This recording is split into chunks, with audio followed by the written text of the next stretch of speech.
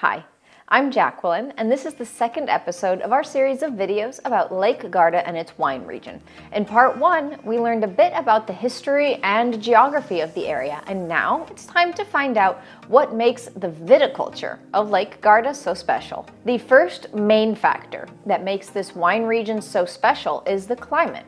Thanks to the moderating effects of the lake that act as a natural thermostat and the shielding provided by the mountains to the north, here we can find a quasi-Mediterranean climate with hot summers and mild winters, with a little precipitation and moderate temperature fluctuations between day and night. And that's all despite being located in the north of the country, just steps away from the cold high Alps.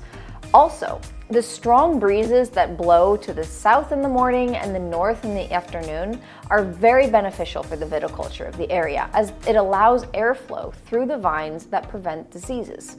The result is that hardy Mediterranean plants like olive trees, oleander, and citrus trees can grow extremely well in this area, as well as our beloved Vitis vinifera that here has found the perfect climate to thrive.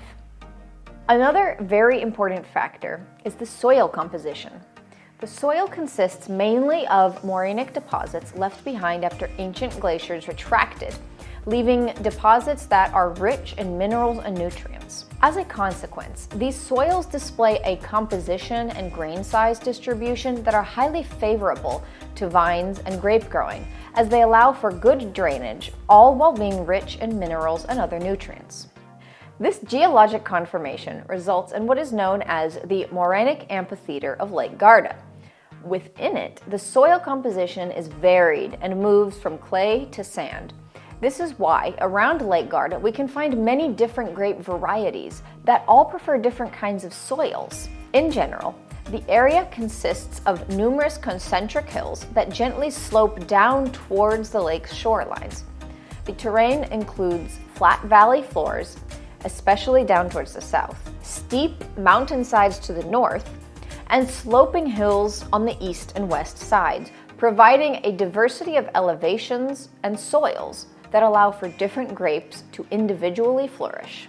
Given these optimal weather and soil conditions, it shouldn't come as a surprise that the history of this wine region is as ancient as it can get. The first traces of viticulture in this area date back to the Bronze Age. And in the Roman period, the area of Lake Garda was already famous for making wine.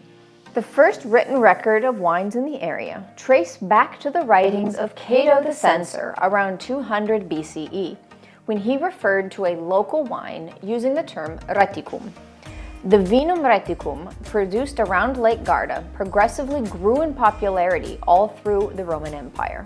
After the fall of the Roman Empire, it was thanks to Christian monks, the Benedictines at first and then the Camaldolese after, who needed wine for their Eucharistic rituals, that the art of winemaking survived.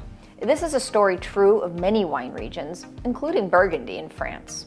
During the High Middle Ages, there was a crucial leap in the quality of the wine production process thanks to the development of the fundamentals of what is now modern enology.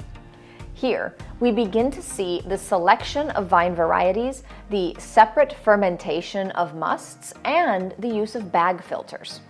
Moving into the modern era, in the decades following World War II, the quality level and the craftsmanship of local winemakers increased, and this region was among the first to adapt to the new wine regulations that started in the 1960s in Italy. The wines from Lake Garda were among the first to be recognized as DOCs, or rather, Denominazione di Origine Controllata, starting with the recognition of the Lugano DOC in 1967. Finally, for us wine nerds, there is a fascinating aspect to the viticulture in this region that is worth noting.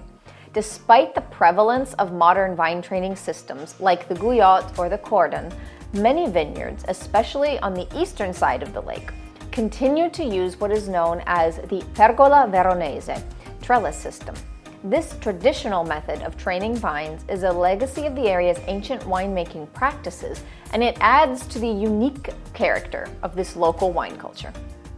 At this point, you might be wondering, so what are these fabulous wines from Lake Garda? Well, You'll find out in our next video. So make sure to subscribe and click on the bell icon to be notified when we release our next video.